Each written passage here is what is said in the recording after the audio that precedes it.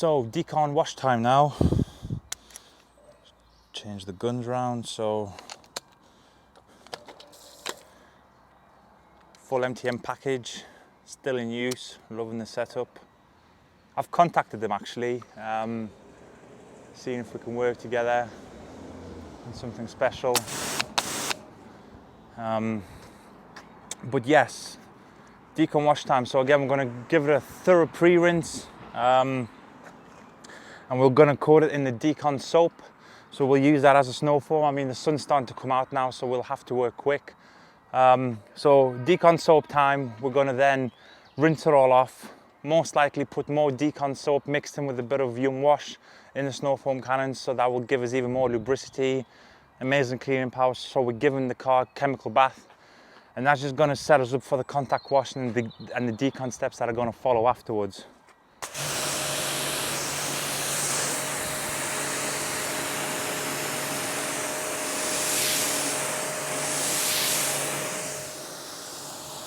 So obviously the one thing that you're going to notice with the Decon soap, it's the foaming level is even more boosted now, so that just allows more dwell time onto the panels and to try and strip off as much as you can.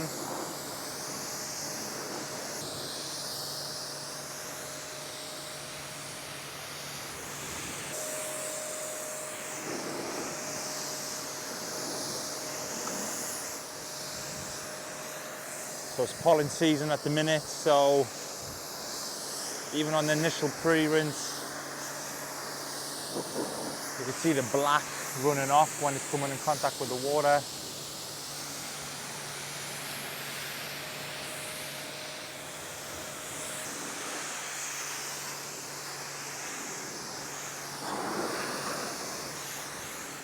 So just the usual methods of a snow foam.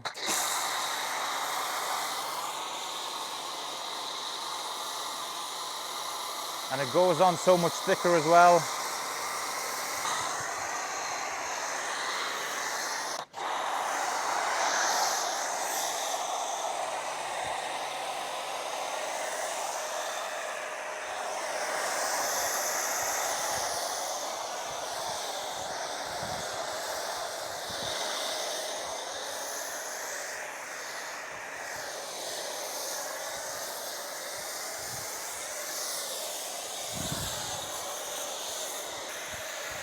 So what I like to do once I lay the Decon soap on, I'm going to take another ultra soft detailing brush on and just agitate all the nooks and crannies, the areas I know the wash mitt will never get to, just loosen up any dirt.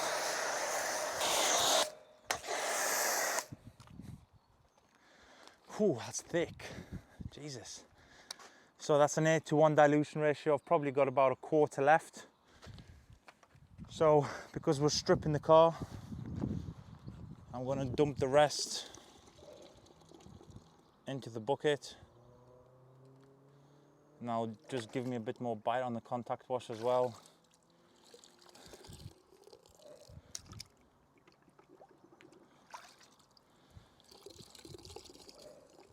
If you look after your snow foam cannons, they'll look after you, so make sure there's no residuals ever left in there. I always dump any of the remaining out. So this is V2 now of this brush, completely different brush.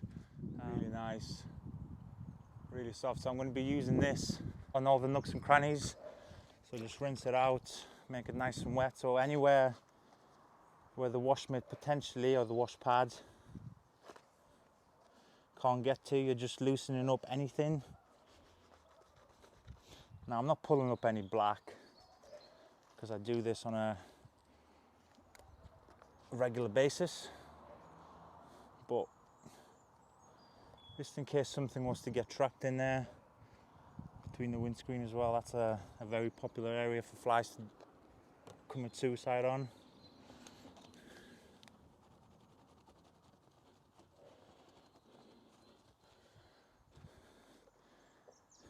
Because the last thing you want to do is wash the car, get inside, and there's a few areas which you've missed. Now, like I said, it's not about taking it all off in one wash, because a solution that strong is not very good for your car.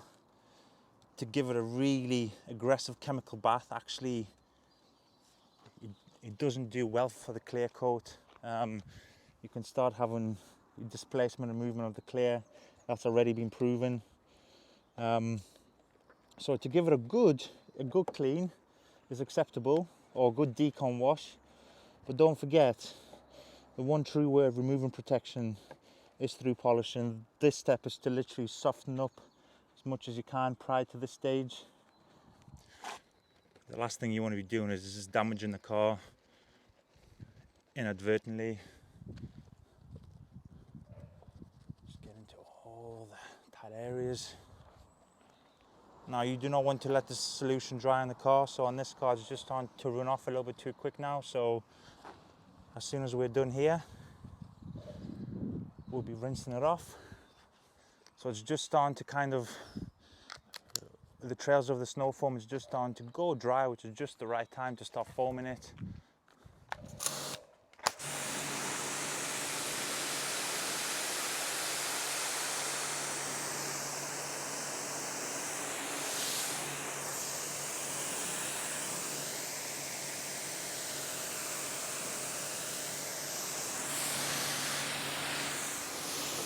So it's significantly slowed down the protection. It's not repelling as aggressively anymore, which is exactly what you want.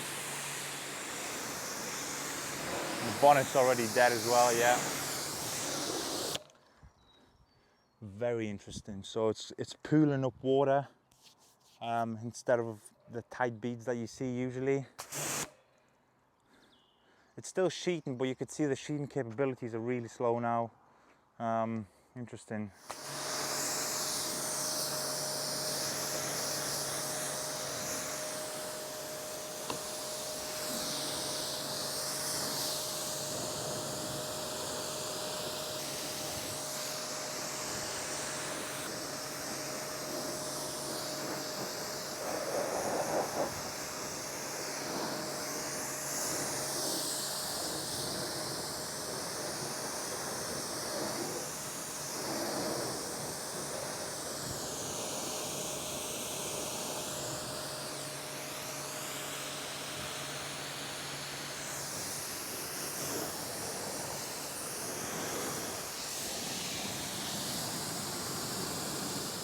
So I've mixed 50 ml of Yum foam and 50 ml of the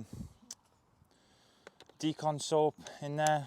So it's 100 ml total solution. Filled the rest of the foam cannon with just normal water, straight out the tap. And what I'm going to do is I'm going to foam this and immediately get to the contact wash stage. So this allows the solution to further break down anything that's left on the car, and the most important thing is it's going to give me so much lubrication on the panel. Now I am doing a full paint correction enhancement in some areas, but if you can avoid making damage, then it's just one less piece of damage you've got to take out. So because I'm polishing a car doesn't mean I'm just going to wash the wheels and then the roof. That's just not how it works. Some people think this way, unfortunately, because I'm polishing the car. Who cares, let's just wash it as quick as we can, but still safety parameters need to be met. But yeah, we're just going to foam the car and go directly into the contact wash.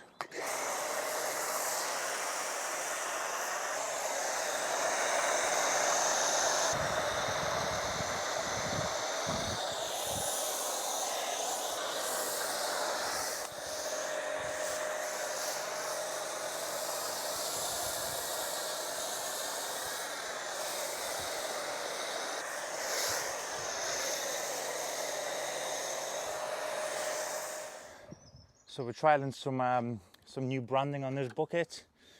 It's a little bit cleaner, a little bit simpler. Still the same vinyl, but a different design.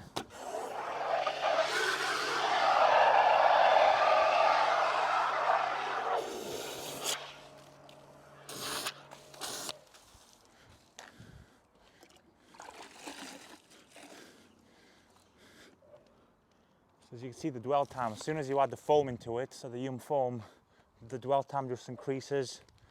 It was built to dwell. and to clean as well. So whereas the Decon soap is designed to sit on the panels for a decent amount of time, but it's got a high alkalinity, so it dissipates a lot quicker.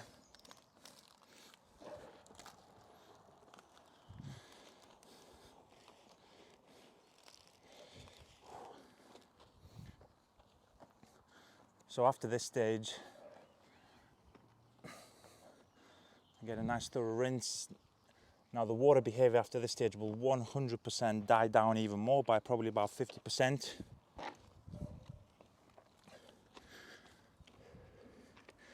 And then we move on to the tar and iron. Now with tar, I keep a close look on the tar levels at all times. Now I've already looked around the car even when it was dirty. There was nothing on, but we'll still spray it on in the most susceptible areas. And then just wipe it down with a wheel-specific utility towel if there is any heavy deposits, which I doubt there will be. And then we'll move on to the iron stage. Now again, I do expect this to be some iron because these brakes do dust. Nowhere near as bad as say BMW brakes, but enough to make an impact. Now, I know you can't feel this through camera, however, because we've got the Decon soap through the cannon sitting on here, the lubricity levels are just heavenly. Really nice panel glide, even though it's stripping, so the panels shouldn't be as slick, because the protection also adds the slickness levels into it, but it's nice. It's very foamy as well, Jesus. So where was I? Iron removal, yeah. So there will be a little bit of iron left after this stage.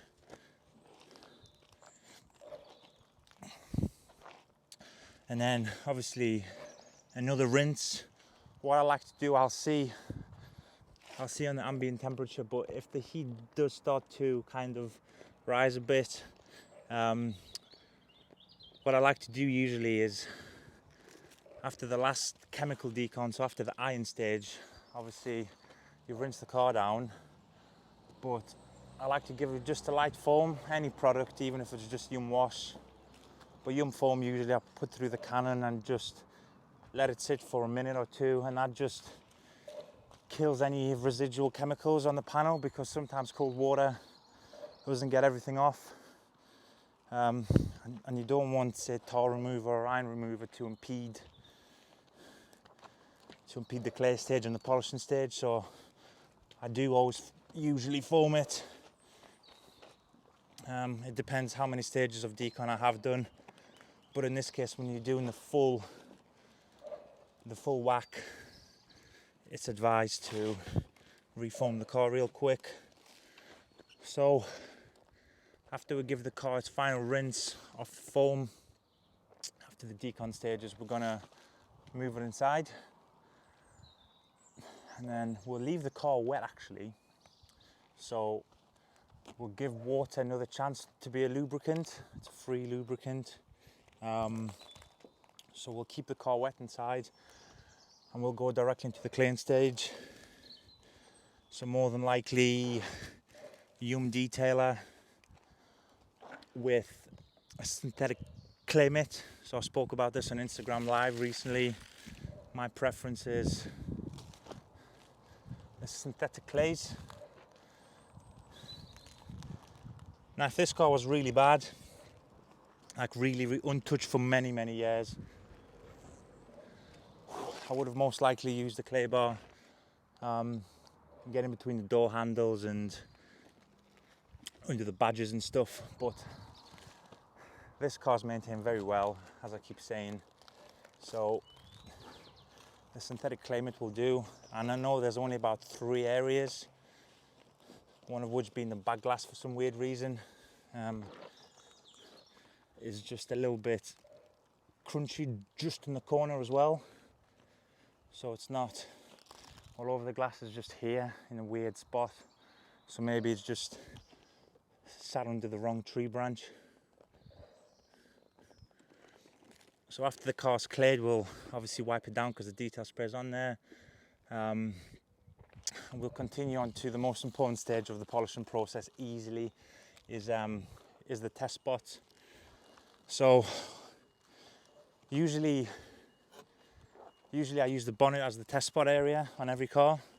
Now in this car I won't be doing this because the bonnet's been resprayed, obviously because it's an aftermarket bonnet. So I'll most likely use the roof or the biggest flat panel. So yeah, if I use the roof or the test spot, it'll just give me a more accurate result rather than using an aftermarket bonnet where I know, in fact, the paint on this bonnet's really hard. Really, really hard. The reason I know this is because I had to fix the body shop's job. They gave me a bonnet which looked pink and not orange. And the reason is they sanded it that aggressively and just didn't really buff it, that they did ask me to take the car back, and I just said, I'll just leave it, I'll do a better job. How can you not correct the bonnet after any sanding work is beyond me. The body shop will remain nameless because I'm not like that. I don't like to name and shame people. They just will never get my business again.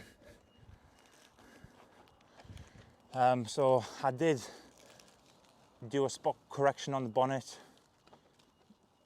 Luckily they didn't blend the wings. I know this because I checked the paint depth before and after the work. So it's exactly the same paint depth. So lucky that wasn't the case, because if I can keep the original paint on this car as much as I can, then that's preferred. So yeah, spot correction. I know it's a hard bonnet to polish because there was just pigtails and swirl marks everywhere. So the roof will probably be the test spot. As I said, it's the most important part, because if you just go in with the attitude of the car's getting corrected, you're going to use compound and then refining polish.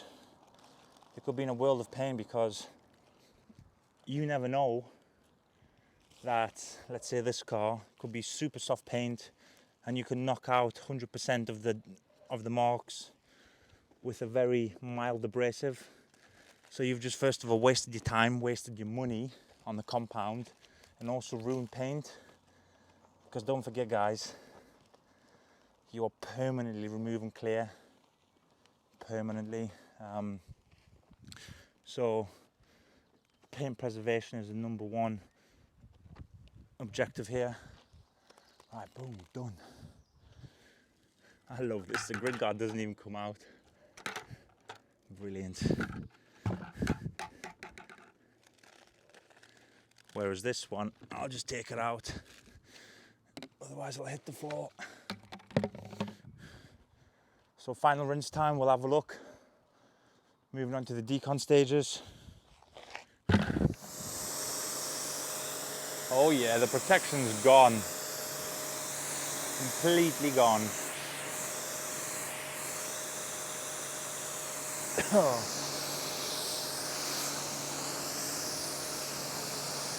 Now the glass is going well. Really, really well in terms of the protection levels. I've got something on there that obviously you guys are going to see anyway, hopefully soon. But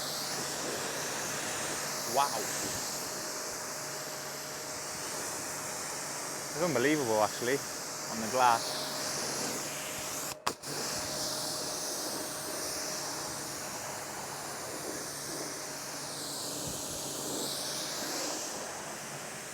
But apart from that, on the paint, we've knocked it all out.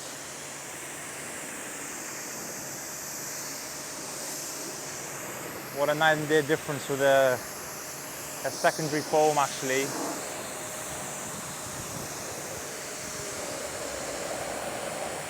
It may have just needed a bit more panel time really, but because of the weather, obviously it was starting to kind of dry up a bit.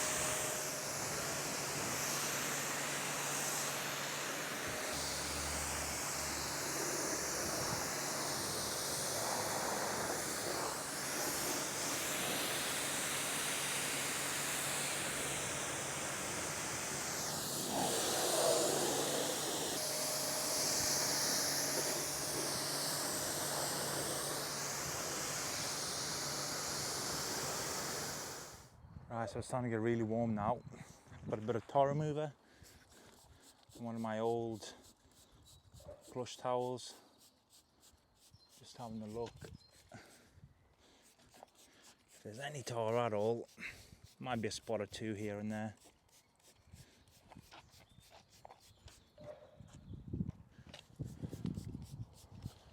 Also, the way I look at this, it's just another stripping agent as well. You keep adding these 10% to make a whole 100% picture of Decon, which will always help. So I like just to spritz a bit on the towel as well.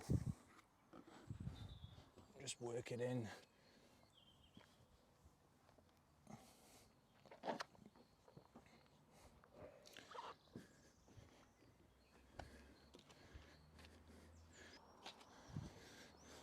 Or a bit that's just not visible or hidden somewhere in a crack or under a body line. So obviously as I'm moving down the panels, it's given the first areas, so in this case the wing, just time to stop breaking anything down. It's really obvious with tar as well, it starts to bleed brown because I've got like a lighter colour car, it's not black, so an orange, it's really obvious.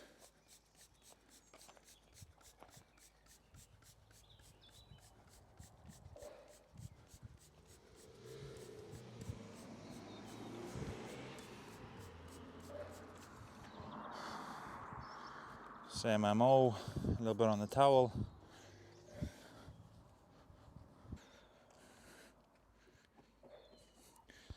Yeah, there's nothing. Completely brown free on the towel. That's what, in fact, this is exactly the reason why I chose one of my old plush towels instead of an old utility towel. If I do pick anything up, I'll see brown, which so far there isn't anything. Oh yes, yeah, nothing. Right. Absolutely nothing on the towel. Awesome job. It's better being safe than sorry.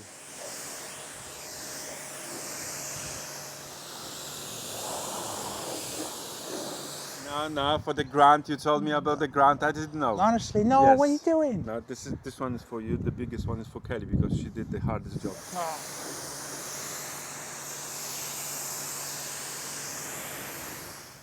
Okay, so the panel temperatures are cool. Perfect. But we'll still work quick because the ambient temperature is not the best. Now, our Yum wheels. It's a 2-in-1 formula. Just in case anybody didn't know. So it's a 2-in-1, and the first part of the formula itself is a very powerful wheel or powerful wheel surfactant, which is why if you say clean a car that's got no steel brakes, so your normal carbon ceramics, and you apply this wheel cleaner, it will not bleed purple. It'll start to bleed brown, black, so it'll start to pick up all the other contaminants which you pick on the road. Now, the secondary part of this wheel cleaner is the iron fallout remover. This is why, again, we're spraying it on the car. And the amazing thing is, this is a powerful fallout in its own right.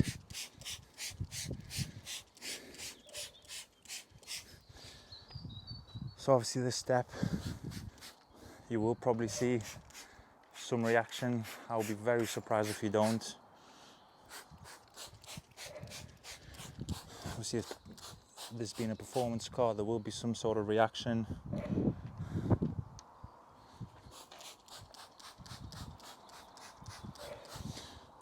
But as I said, this is just another step.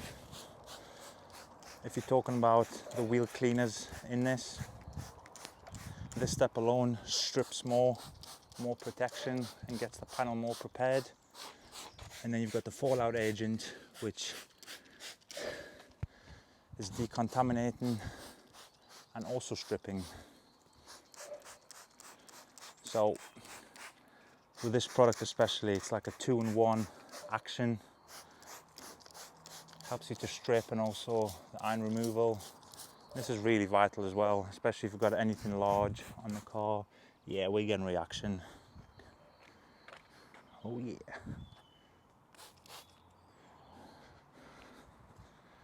So the whole car is getting treated.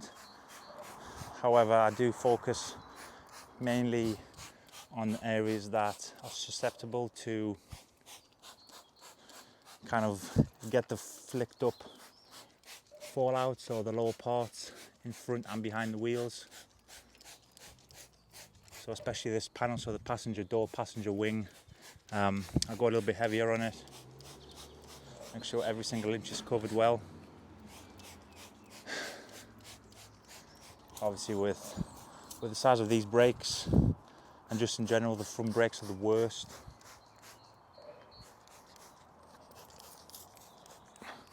But again, iron fallout can hit on the roof, the bonnet. This is why we're getting a decent reaction on the bonnet as well. The rear bumper will be susceptible to it as well.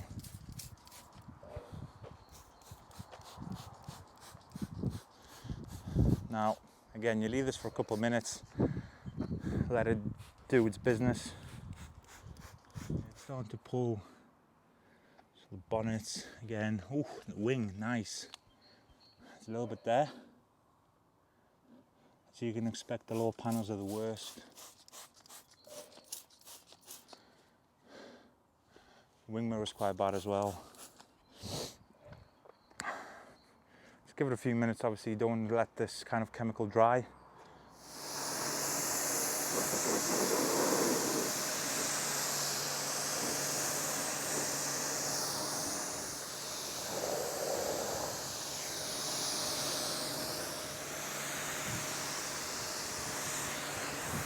A very light foam to break it down.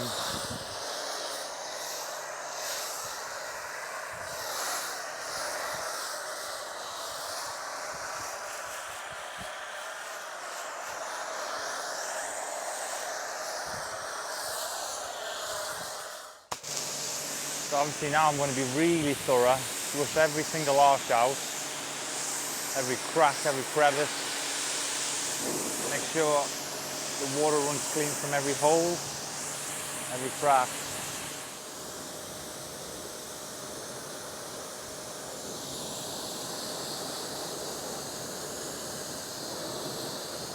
I give you 1 bottle, you give me bloody 4. Oh no, you gave me 7. Oh yeah. No, but that's not how it works. I don't give to receive, my friend. Don't worry.